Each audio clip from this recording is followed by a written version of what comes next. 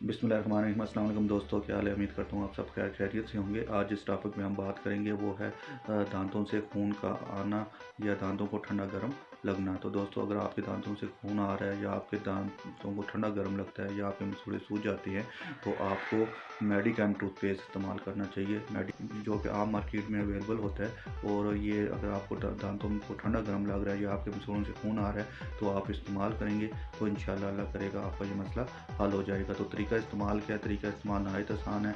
अगर आपको ये अलामात हैं तो आपने रात को सोते वक्त और सुबह नाश्ते के बाद आपने मेडिकल टूथपेस्ट इस्तेमाल करना है।